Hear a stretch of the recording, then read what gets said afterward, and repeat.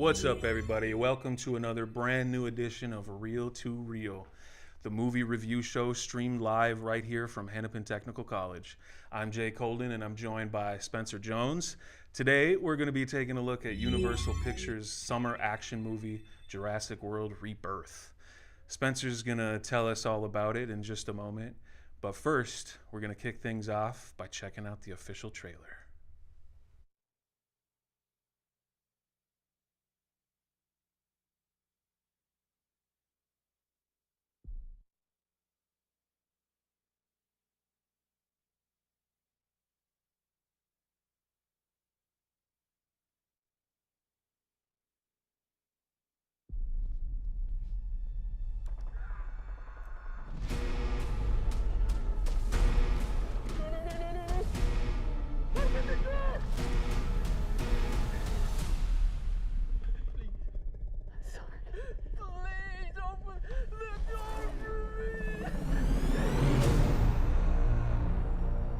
On the island we're headed to, 24 species have survived there alone. The theme park owners did experimental work, leaving only the worst ones here.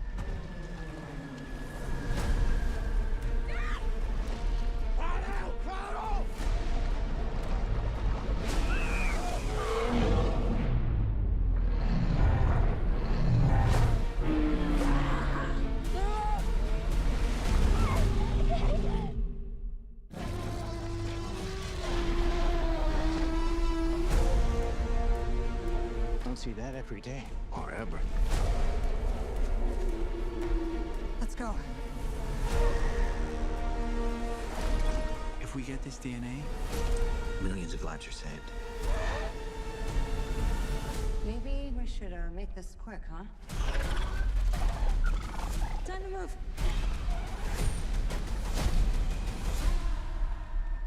we put ourselves in a place where we don't belong. Survival is a long shot. That's kind of our specialty. She's scared. She's scared of. Come on, run!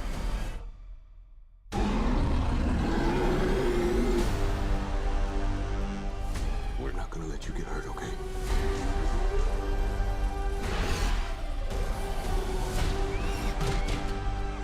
Hey! Then was a source. We found it? No, it found us.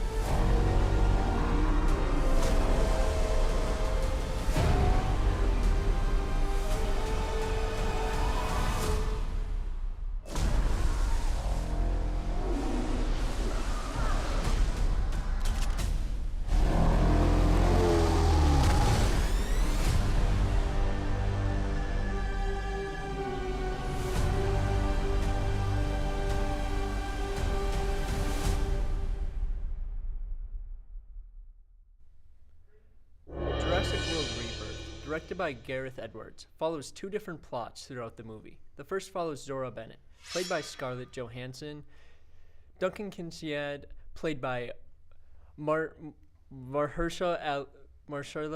Ali, Dr. Loomis, played by Jonathan Bailey, and Martin Rebs, played by Rupert Friend, going to a deserted island seeking DNA from three different dinosaurs to make a groundbreaking medical breakthrough. The second follows Ruben, Teresa, and Isabel Deladro, and Teresa's boyfriend Xavier Dobbs, on a family sailing trip who get caught in danger and saved by the research team and are forced to go to the island with them. When they arrive, they get separated, and both teams make their way to the deserted town on the island where a helicopter will be waiting come morning. Screenwriter David Koepp makes his return to the franchise for the first time in 28 years. He wrote both of the first two films, working alongside Michael Crichton, the author of the original Jurassic Park novels. Koepp is the world's fourth most successful screenwriter of all time in terms of U.S. box office receipts, with a total of over $2.6 billion. In addition to working with Steven Spielberg, he's also written films like Sam Raimi's Spider-Man, as well as Brian De Palma's 90s classics Mission Impossible and Carlito's Way. Koepp was born in Wisconsin and actually was studying to become an actor at the University of Minnesota before eventually transferring to UCLA to study film. There, he honed his skills and learned what it takes to write Hollywood blockbusters.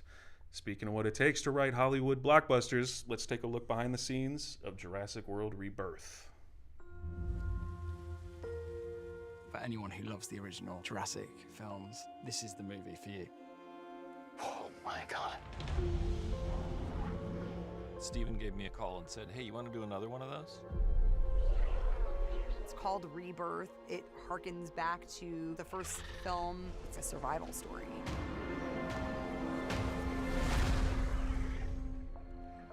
No one's dumb enough to go where we're going. When I read the script, it felt like a love letter to Spielberg. I've always wanted to shoot on film. I really wanted Jurassic World Rebirth to have that naturalistic, cinematic quality. The original Jurassic asks that brilliant question of just because we can, should we? What the hell are those? It's an epic action-adventure story, and there's some new types of dinosaurs being introduced. It will have a lot of humor and it'll be fun. But it also has a lot of very scary, very intense moments. The sequence with the raft was in the first novel, Jurassic Park. One of the first things Steven and I said was, we got to get that raft sequence in someplace. We've really gone back to basics to imagine yourself in this circumstance on this Jurassic Island. It has adventure, it has friendship and loyalty and the betrayal of those things. It has an almost impossible task that you just root for everyone to complete. Come on! The movie at its core is thrilling. I know that it will bring back the wonder of seeing Jurassic for the first time.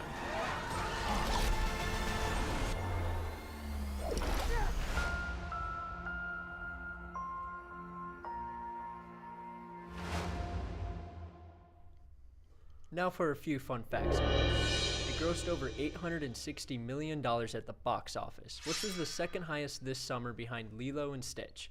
It is also the first film in the franchise to not feature any returning cast or characters.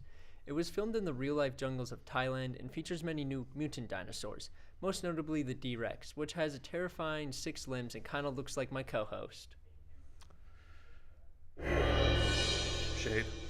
A bus in New York City can be seen that says Crichton High School, an obvious homage to the late author Michael Crichton, who wrote the original novels. The film features a lot of themes and ideas from the Lost World book that weren't used in the movie of the same name. Crichton had provided a dense source material that the original films didn't get to fully explore. Gareth Edwards is the first person to direct both a Jurassic Park movie as well as a Star Wars movie, having previously directed Rogue One. Steven Spielberg would have held this title, but turned down Star Wars Episode 6 over Directors Guild disputes. Jennifer Lawrence and Amanda Seyfried turned down the role of Zora Bennett, which ultimately went to Scarlett Johansson. And the surnames of the main characters are all based on real-life geneticists and biologists. We're going to review and rate the film in just a minute, but first, let's take a look at this commercial.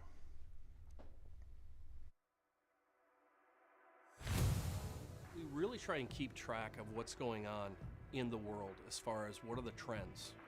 And so when a student comes here, they're learning the marketing aspects of video production with turnkey. So they learn how to write, storyboard, and capture video, set lights, set audio, and then they learn how to edit everything from start to finish. We believe that we are providing a transformative educational experience. It's hands-on, it's project-based, it's portfolio-based, it's based on real-world industry experiences. They take deep dives on all of these. You know, a lot of the classes are tiered, so you get an entry-level course and then an advanced, and then, you know, you hit your capstone projects where you're bringing them all together. So it's nice the way that they structure it and help you get a deeper understanding of stuff that you may or may not have thought you already had a good handle on. All right, so Spencer, I actually saw this movie in theaters, so I had that benefit. I feel like it's a little bit, it lends itself more to the storytelling. It's that kind of a movie, big summer action movie. So I might have a different perspective, but what did you think about it?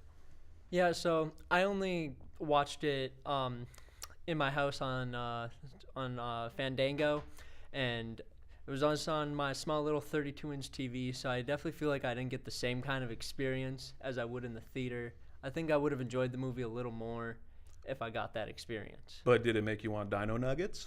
Of course it did. Who doesn't want Dino Dog? Well, nuggets? there you go. All right. Well, how about your review?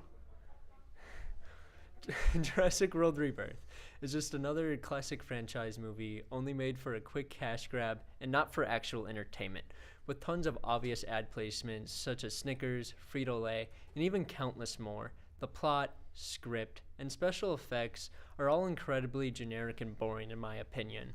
For a movie about dinosaurs, it barely even features any throughout the movie, and when it does, it doesn't give them the right amount of power that dinosaurs would truly have in the real world. For some positives, there's tons of beautiful shots of the scenery in Thailand that I loved, and at the end of the day, it's hard not to like a movie about dinosaurs just doing their thing. And that's why I'm giving Jurassic World Rebirth 2 out of 5 reels. Fair enough. I also found the movie to be mostly underwhelming. The characters and the plot felt a little too outlandish. When compared to the original, it feels like all tension and suspense have been removed, leaving behind just the shell of the franchise, that they were just trying to profit off of. So it hasn't hit Fast and Furious levels quite yet, but who knows? Maybe in the next one, Scarlett Johansson will ride a pterodactyl to the moon or something. That'd be cool. The CGI is at a level where it's a little distracting in certain parts. It's noticeable enough to break the immersion and pull you out of it. The locations were visually impressive, like Thailand, and from a cinematography standpoint, there were a lot of good moments. It's probably best enjoyed in a theater setting, like we were saying, and sometimes that can be difficult to translate to a 32-inch Vizio or whatever. It's a decently fun story, just don't go in with expectations set too high. Overall, I give it 3 out of 5 reels because I can't do 2.5. So if you're looking for an excuse to throw something on for a couple hours, munch on some popcorn, dino nuggets, this might be the movie for you. All right.